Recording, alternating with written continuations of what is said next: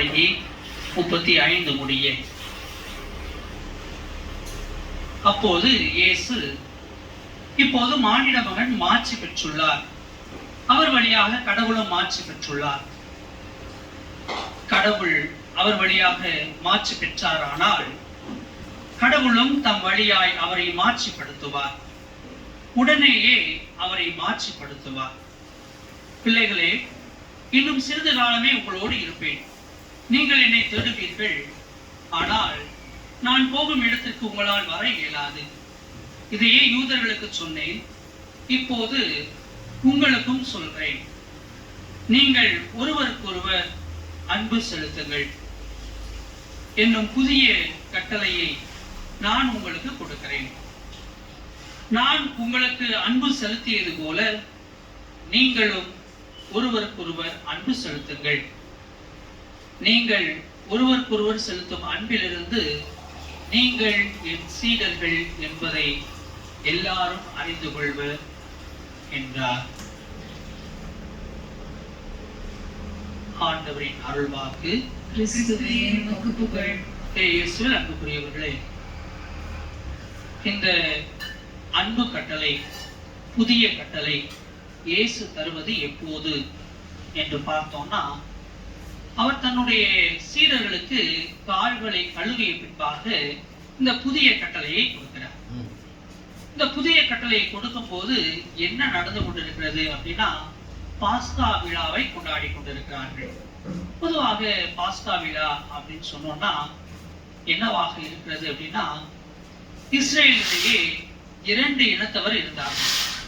யார் யார் அப்படின்னா, ஆடு மேய்ப்பவர்கள், இன்னொருத்தவங்க விவசாயிகள்.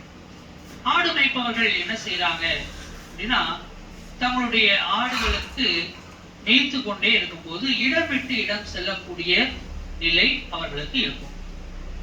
விவசாயிகள் என்ன செய்வாங்க, அவர்கள் விதைத்த விதைகள் அறுவடைக்கு வரும்போது அறுவடையை கொண்டு இறைவனை போற்றிக் கொள்வார்கள். ஆக இந்த 2 குழுவாக இருக்கக்கூடிய இஸ்ரேல் மக்கள் கடவுளை எவ்வாறாக பார்த்தார்கள் என்றால், அவர்கள் எப்பொழுதெல்லாம் இடம் விட்டு இடம் மாறுகிறார்களோ அப்பொழுது ஒரு ஆட்டை எடுத்து பலியிடுவார்கள். அந்த பலியிடக்கூடிய ஆடு எதற்காக அப்படின்னா, புது இடத்துக்கு போகிறோம், எந்த ஒரு ஆபத்தும் எங்களுக்கு நெருங்கக்கூடாது. ஆக வருங்காலத்தை நோக்கி அவருடைய பயணம். அதே போல இதுவரை நல்ல முறையில் நாங்கள் இருந்ததற்கு நன்றியாகவும் இந்த ஆடை பலி செலுத்துகிறோம். இங்க அறுவடை செய்யக்கூடிய விவசாயிகளை பார்த்தோம்னா, விளைச்சலில் நல்ல விளைச்சலை எடுத்துக்கொண்டு இறைவனுக்கு நன்றி செலுத்த மீண்டுமாய் கொண்டு வந்து அதை படைப்பார்கள். ஆக அதை படைக்கும் போது அதை படைத்துவிட்டு இறைவனுக்கு நன்றி செலுத்துவார்கள். இது இஸ்ரேல் மக்கள் இந்த 2 விதமான தொழில்களை செய்யும் போது செய்யக்கூடிய ஒரு நிலை. இதில் 2மே நாம் பார்க்கும்போது என்ன நடக்கிறது அப்படின்னா, ஒன்று கடந்த காலத்தை நோக்கிய பயணம். அந்த கடந்த கால நோக்கிய பயணத்தில் இறைவன் எவ்வாறெல்லாம் இவர்களுக்கு உதவி செய்தார் என்பதை கண்டு அதற்கு நன்றி செலுத்தக்கூடிய ஒரு நிலை.